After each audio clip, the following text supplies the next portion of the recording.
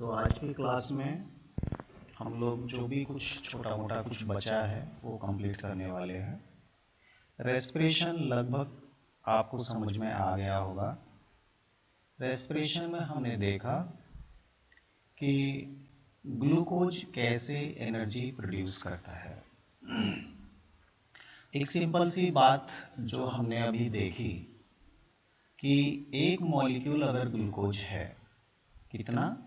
एक मॉलिक्यूल, हाँ, एक अगर ग्लूकोज है और अगर वो प्रॉपर सीक्वेंस में टूटता है, जैसे ग्लूकोज पहले टूटेगा तो बनाएगा पायरुविक एसिड। क्या बनाएगा? Pyruvic acid. फिर ये पायरुविक एसिड अगर एसिटिल कोएंजाइम ए बनाता है, एसिटिल कोएंजाइम ए बनाता है और फिर बाद में क्रेब्स साइकिल करता है। फिर बाद में क्या बनाता है? CO2 प्लस H2O, जो भी है ये क्रेब्स साइकिल यहाँ आप मान लीजिए। H2O तो हालांकि ETS में बनेगा। तो ये जो पूरा रास्ता है, अगर ये हमने कल देखा तो यहाँ इस सीक्वेंस में टोटल 38 ATP के बराबर एनर्जी प्रोड्यूस होती है। ठीक है। अगर हम केमिस्ट्री लैब में एक ग्लूकोज को देखें कि ग्लूकोज के पास कितनी एनर्जी होती है, अगर हम ग्लूकोज के मॉलिक्यूल को लैब में अगर टेस्ट करते हैं तो इसके पास जो एनर्जी निकलेगी वो होती है लगभग 686 किलो कैलोरी एनर्जी। और ये 38 ATP किसने बनाया? हमारी सेल ने बनाया। अगर हम एक ATP की बात करते हैं, एक ATP, हाँ, तो एक ATP में लगभग होता है 8.1 किलो कैलोरी, 8.1। तो आखिर हमारी सेल की एफिशिएंसी क्या है एनर्जी को स्टोर करने के लिए? अगर वो रियल में उसको प्रॉपर ब्रेक डाउन करें लैब में तो लगभग इतना एनर्जी निकलता है, लेकिन हमारे पास 38 ATP निकला और हर ATP में 8.1 अगर इतना एनर्जी प्रोड्यूस होता है तो ये लगभग 44-45% के आसपास हमारी सेल की एफिशिएंसी आती है। हमारी सेल इतना ही एनर्जी को स्टोर कर पाती है।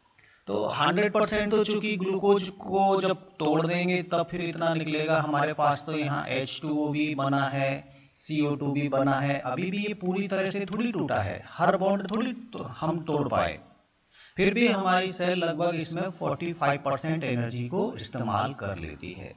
ये थोड़ा सा कई बार ऑब्जेक्टिव क्वेश्चन में आता है, ATP कितना उसके पास कैलोरी होता है, हाँ, और ये टोटल अगर ग्लूकोज को लैब में अगर हम ब्रेक डाउन करें तो कितना एनर्जी ये प्रोड्यूस कर सकता है। ऐसा करके छोटा मोटा मैं आपको समझा दिया, कोई काम का नहीं है अभी, फिर भी आपको आना चाहिए।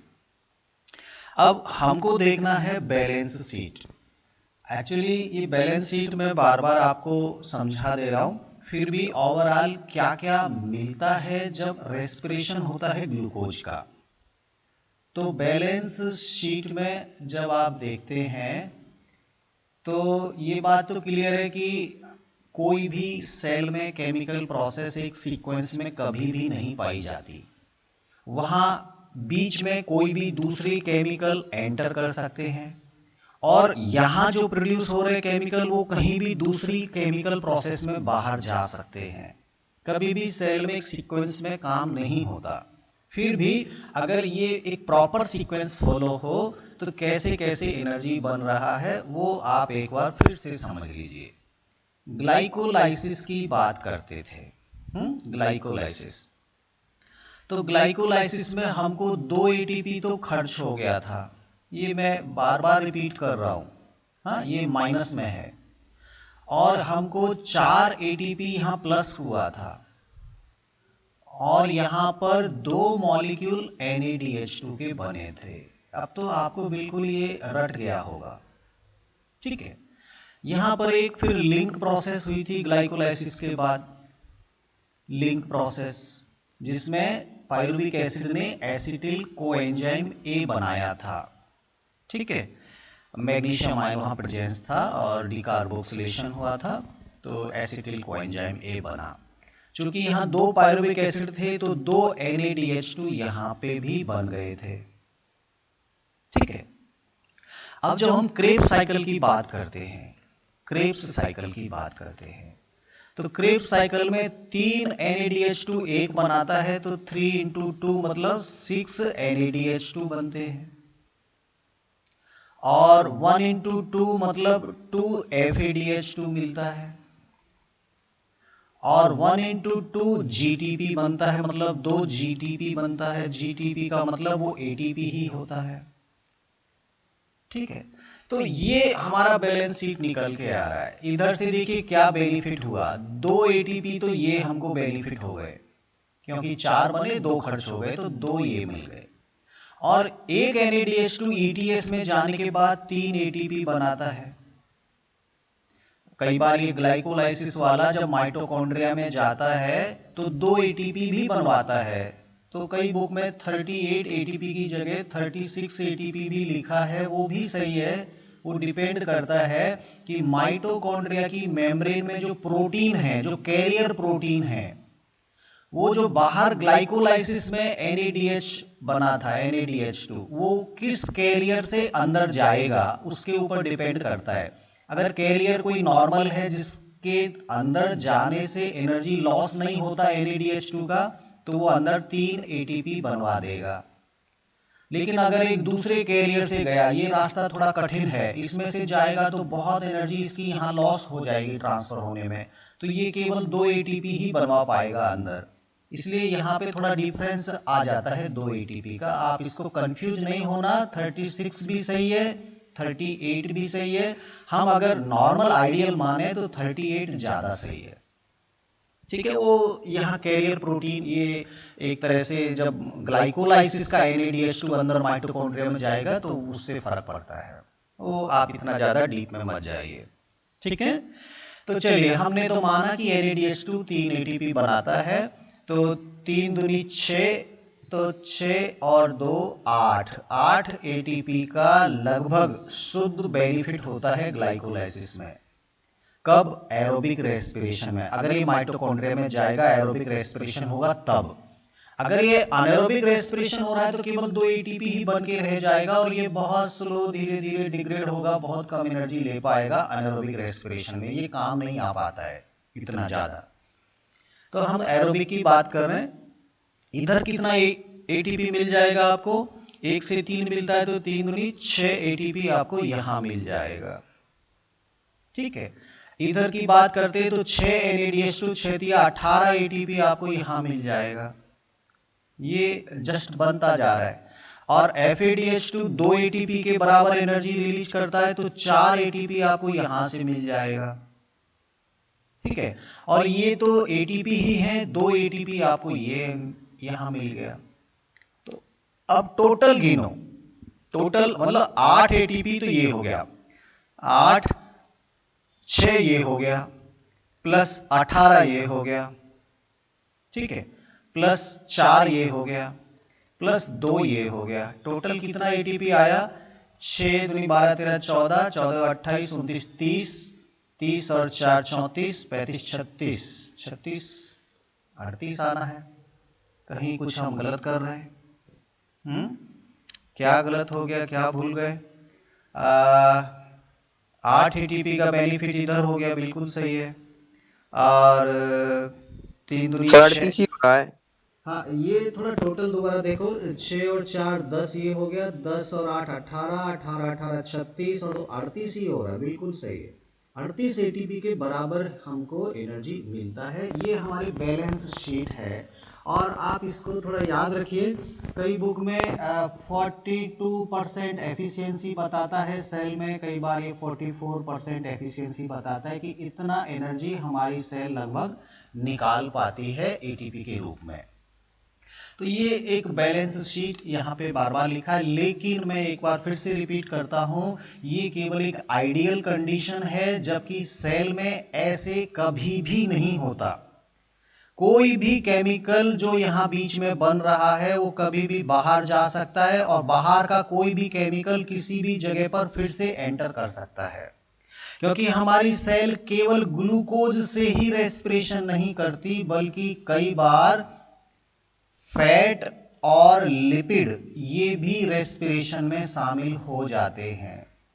तो ये भी चीज हमको समझना जरूरी है, ठीक है। और ये कब 38 कब बनेगा, जब ग्लाइकोलाइसिस के NADH2 भी अंदर ETS में पहुंचेंगे तभी तो ये बन पाएगा, नहीं तो यहाँ पे इस तरह का नहीं होता। तो ये एक आइडियल हमने माना कि अगर ऐसा ऐसा होता है, ये सीक्वेंस अगर फॉलो होता है तो इतना ATP बनता है, ठीक है। जबकि रियल में सेल में ये सीक्वेंस कभी भी ऐसे एग्जैक्ट फॉलो नहीं हो पाता है। चलिए अब एक थोड़ा सा टॉपिक है, आपके बुक में थोड़ा डिस्कस किया गया है, एम्फीबॉलिक पाथवे। एक्चुअली रेस्पिरेशन को क्या कहना चाहिए, रेस्पिरेशन को क्या कहना चाहिए ये थोड़ा देखिए। रेस्पिरेशन को हम कैटाबॉलिक बोलें या फिर एनाबॉलिक बोलें। तो मैंने आपको बताया था कि हमारी जो मेटाबॉलिक प्रोसेस होती है, मेटाबॉलिक प्रोसेस दो तरह की होती हैं। हाँ, एक होती है कैटाबॉलिक जिसमें कटिंग होता है, मतलब बड़ा कोई मॉलिक्यूल है वो टूटकर छोटे छोटे मॉलिक्यूल बनाता है, तो ये प्रोसेस होती है कैटाबॉलिक प्रोसेस। जैसे ग्लूकोज था बहुत बड़ा C6H12O6 और ये टूट के इसने 6 CO2 बना दिया और 6 पानी का मॉलिक्यूल बना दिया, तो छोटे छोटे मॉलिक्यूल बन गए। ये कौन सी प्रोसेस है, कैटाबॉलिक प्रोसेस, ठीक है। एनाबॉलिक प्रोसेस क्या होता है, एनाबॉलिक प्रोसेस में छोटे छोटे मॉलिक्यूल आपस में जुड़ते हैं और बड़ा मॉलिक्यूल बना देते हैं। जैसे फोटोसिंथेसिस में हो रहा था, फोटोसिंथेसिस में क्या हुआ था, हमने छोटे छोटे मॉलिक्यूल CO2 और वाटर के जोड़े और एक बड़ा मॉलिक्यूल बनाया C6H12O6। ये जो बड़ा मॉलिक्यूल बना ये एक तरह से एनाबॉलिक प्रोसेस है। तो ये तो एक आइडियल कंडीशन है। अब ये समझते हुए आप बताइए रेस्पिरेशन कैसी प्रोसेस है। तो आपको सीधा सीधा लगेगा सर रेस्पिरेशन में ग्लूकोज टूट के CO2 और वाटर बना रहा है, मतलब ये एक कैटाबॉलिक प्रोसेस होना चाहिए। आपसे पूछा जाए फोटोसिंथेसिस क्या है, तो आपको बोलेगा फोटोसिंथेसिस में सर छोटे छोटे मॉलिक्यूल जुड़ के बड़े मॉलिक्यूल बन रहे हैं, मतलब वो एनाबॉलिक प्रोसेस है। लेकिन रियल में सेल में ना तो 100% ये पूरा रेस्पिरेशन कैटाबॉलिक है, ना 100% फोटोसिंथेसिस आपका एनाबॉलिक है। ये दोनों के दोनों प्रोसेस में जब ये एक सीक्वेंस में सभी प्रोसेस होती हैं तो कहीं ना कहीं किसी ना किसी स्टेप पर छोटे छोटे मॉलिक्यूल बड़े मॉलिक्यूल भी बना रहे होते हैं और बड़े बड़े मॉलिक्यूल छोटे छोटे मॉलिक्यूल भी बना रहे होते हैं।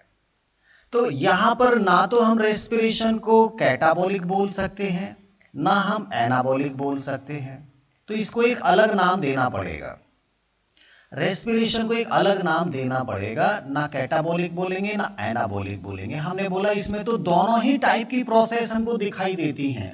ओवरऑल जरूर ये कैटाबॉलिक है, ओवरऑल अगर हम बात करते हैं, लेकिन ये एक सिंगल स्टेप प्रोसेस तो है नहीं। ये तो धीरे धीरे ये टूटेगा ये बनेगा, ये टूटेगा ये बनेगा, ये टूटेगा ये बनेगा। तो कहीं पर एनाबॉलिक हो रहा है, कहीं पर कैटाबॉलिक हो रहा है, फिर एनाबॉलिक हो रहा है, कहीं कैटाबॉलिक हो रहा है। तो ओवरऑल क्या हुआ, ओवरऑल तो कैटाबॉलिक हो रहा है, लेकिन इसमें दोनों ही टाइप की प्रोसेस हमको दिखाई देती हैं। इसलिए रेस्पिरेशन को हम बोलते हैं एम्फीबॉलिक पाथवे। इसको क्या बोलते हैं, एम्फीबॉलिक पाथवे। मतलब इसमें दोनों ही चीज होती हैं, कैटाबॉलिक भी होता है एनाबॉलिक भी होता है। सर कंफ्यूजन हो रहा है। अभी जब ग्लूकोज टूटा था, देखिए ग्लाइकोलाइसिस में क्या हुआ था, ग्लूकोज टूटा था और DHAP और PgAl बनाया था। लग रहा है ना कि कैटाबॉलिक हो गया, बिल्कुल हो गया, कैटाबॉलिक हो गया। हाँ, फिर इसमें से CO2 निकला और सॉरी यहाँ से वाटर हाइड्रोजन निकला, NADH2 निकला और फाइनली पायरुविक एसिड बना। तो ये पायरुविक एसिड आपका बन गया पायरुविक एसिड। यहां तक तो कोई दिक्कत नहीं है। पायरुविक एसिड में कितने कार्बन थे, 3 कार्बन थे। ये आपको लग रहा है कैटाबॉलिक हो गया। अब आगे की बात देखिए, पायरुविक एसिड ने एक CO2 निकाला और एसिटिल कोएंजाइम ए बनाया था। एसिटिल कोएंजाइम ए, कितने कार्बन? 2 कार्बन। याद आ रहा है लिंक रिएक्शन में? अब यहां देखिए OAA, कितने कार्बन? 4 carbon, ऑक्जेलो acetic acid. ये और ये 2 कार्बन ये आपस में जुड़े तभी तो 6 कार्बन का सिट्रिक एसिड बनाया। अब आप बताओ यहां ये बड़ा मॉलिक्यूल बनाया कि छोटा मॉलिक्यूल बनाया? भाई 2 छोटे मॉलिक्यूल आपस में जुड़े और एक बड़ा मॉलिक्यूल बनाया। ये क्या हो गया? ये एनाबॉलिक हो गया। हुआ ना? तो ओवरऑल पूरी रिएक्शन में जरूरी नहीं है कि केवल कैटाबॉलिक होता रहेगा, यहाँ एनाबॉलिक भी हो रहा है। अभी हमने देख लिया कि यहाँ इस स्टेप पर एनाबॉलिक हो गया, छोटे छोटे मॉलिक्यूल जुड़ के बड़ा मॉलिक्यूल बना रहे। और मान लीजिए यहां से पायरुविक एसिड निकल के कहीं अमीनो एसिड बनाने के लिए बाहर चला गया। अमीनो एसिड, अब पता नहीं वो बड़ा मॉलिक्यूल बनाएगा कि छोटा मॉलिक्यूल बनाएगा। या फिर बाहर से मान लीजिए PgAl अंदर आ गया, तो वो बड़े मॉलिक्यूल से छोटा बन के आया कि छोटे मॉलिक्यूल से ये फिर बड़ा बनाया है। कुछ नहीं कहा जा सकता, क्योंकि यहाँ एक सीक्वेंस में कभी भी केमिकल प्रोसेस होती नहीं। वहां तो ट्रैफिक है केमिकल्स का, जिधर उसको रास्ता मिलेगा उधर ही वो केमिकल चेंज होता हुआ चला जाएगा। इसलिए रेस्पिरेशन को कभी भी 100% कैटाबॉलिक मत बोलिए। रेस्पिरेशन को क्या बोलना है? एम्फीबॉलिक पाथवे ही आपको यूज करना है, यही आपको बोलना है। ठीक है। अब मैं देखिए आपके बुक में नहीं दिया, लेकिन मैं आपको एक और अच्छी चीज समझा देता हूं, थोड़ा समझने की कोशिश करना। अभी हम ग्लाइकोलाइसिस की बात कर रहे हैं। ग्लाइकोलाइसिस, ग्लाइकोलाइसिस में क्या हो रहा है? ग्लाइकोलाइसिस में 3 कार्बन का ये ग्लूकोज टूटा और 3 कार्बन का क्या बनाया? DHAP और PgAl, ऐसे बनाया ना? ये भी 3 कार्बन का, ये भी 3 कार्बन का।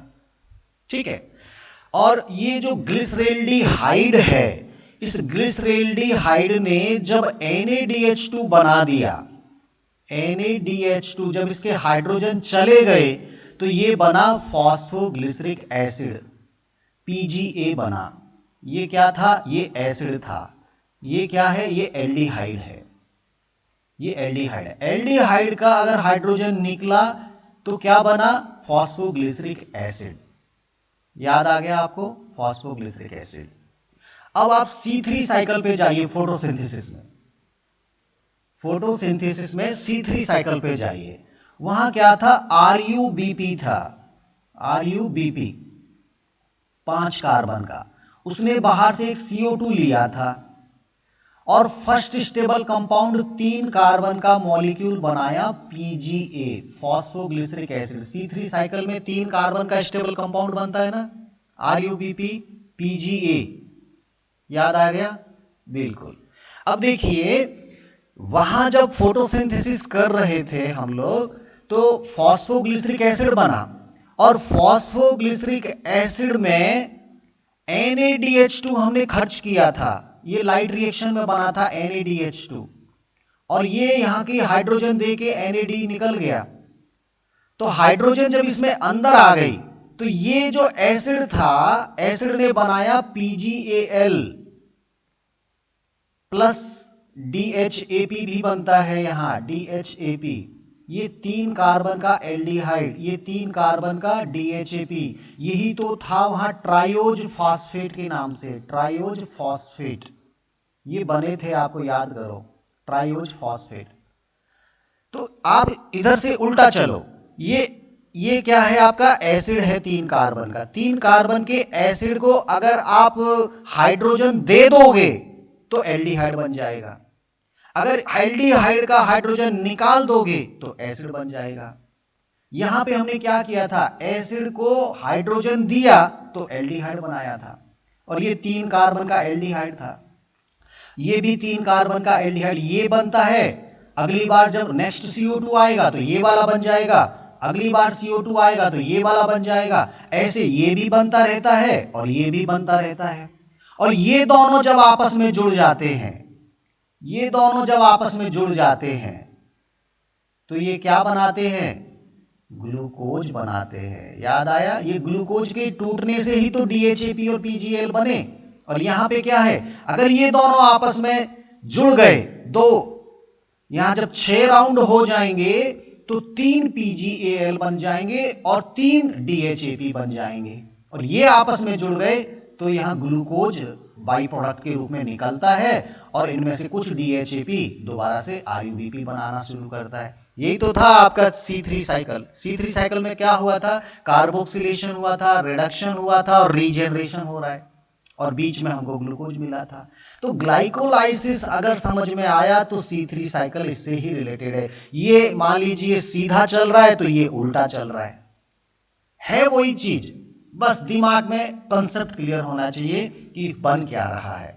तो यहां जो आपने ट्राइओज फॉस्फेट लिखा था वो वाकई में DHAP और PgAl था, डाइहाइड्रोक्सी एसीटोन फॉस्फेट और फॉस्फोग्लिसरेल्डिहाइड। एल्डिहाइड कब बना, जब एसिड में हाइड्रोजन आ गया, और जब एल्डिहाइड का हाइड्रोजन चला गया तो एसिड बन गया, और फिर ये पाइरुविक एसिड में चेंज हो गया। आया ना समझ में, एकदम कंसेप्ट क्लियर हो गया होगा अब तो आपका। मैंने दोनों को कंबाइंड करके मिक्स करके आपको बता दिया ताकि आप बिल्कुल भी कंफ्यूज ना रहे, रटने की कोई जरूरत ही नहीं है, बस समझना है, कंसेप्ट क्लियर होना है, ठीक है। चलिए ये आपको समझ में आ गया। अब एक लास्ट एंड फाइनल टॉपिक बचा है कि क्या सेल हमेशा ग्लूकोज से ही रेस्पिरेशन शुरू करेगी?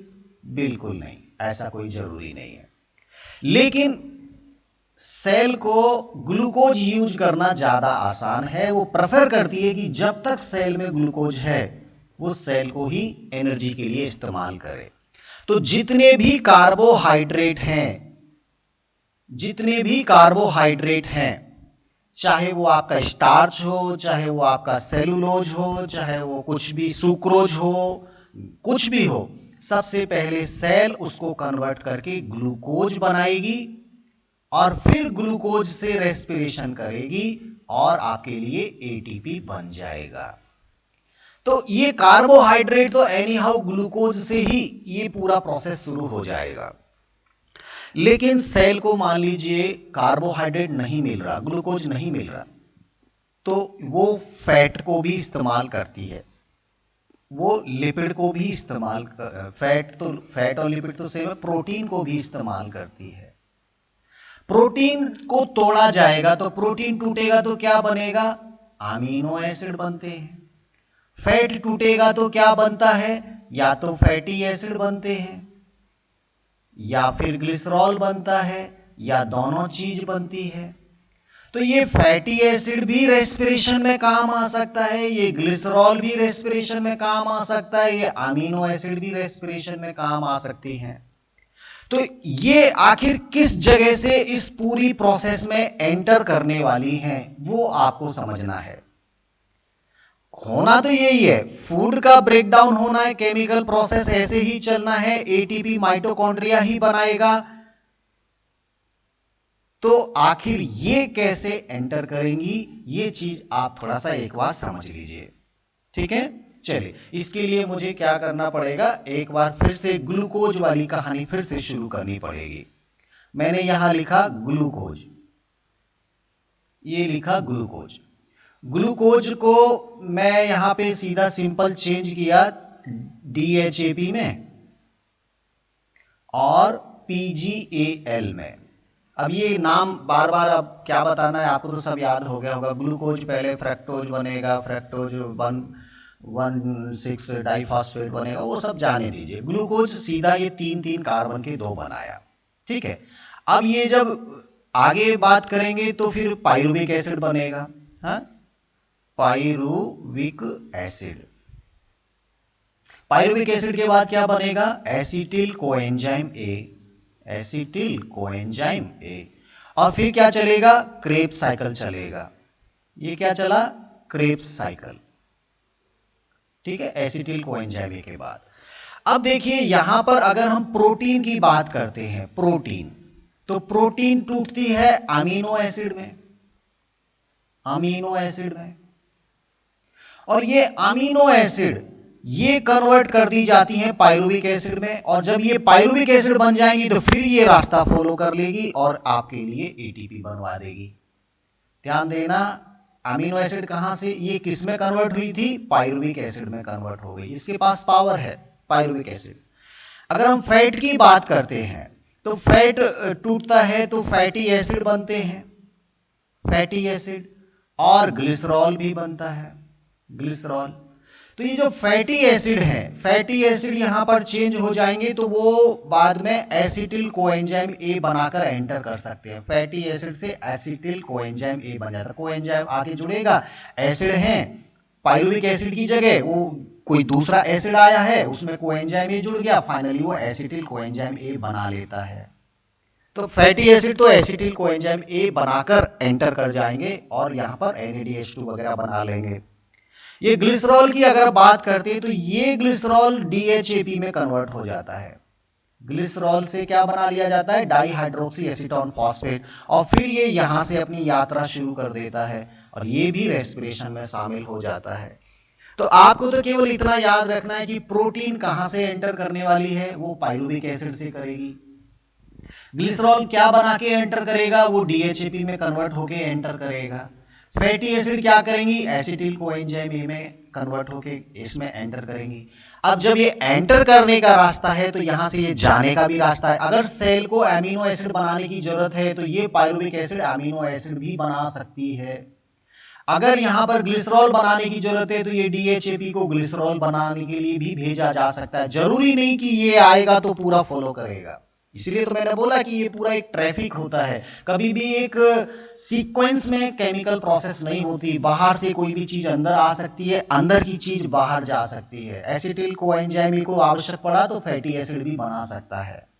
तो इस तरह से ओवरऑल पूरा प्रोसेस यहाँ पर चलता रहता है। तो ये हमारा एक एम्फीबॉलिक पाथवे होता है रेस्पिरेशन, इसको ना हम कैटाबॉलिक बोल सकते हैं ना इसको हम एनाबॉलिक बोल सकते हैं। ठीक है, वेरी गुड। अब लास्ट एंड फाइनल टॉपिक और एक है रेस्पिरेटरी क्वेश्चन। चलिए इसको भी समझ लीजिए, बहुत छोटा सा टॉपिक है। रेस्पिरेटरी क्वेश्चन ये क्या, इसको शॉर्ट में बोलते हैं RQ। जब भी रेस्पिरेशन होता है हमने देखा तो वहां ऑक्सीजन तो यूज होती है और रेस्पिरेशन में कार्बन डाइऑक्साइड इवॉल्व होती है।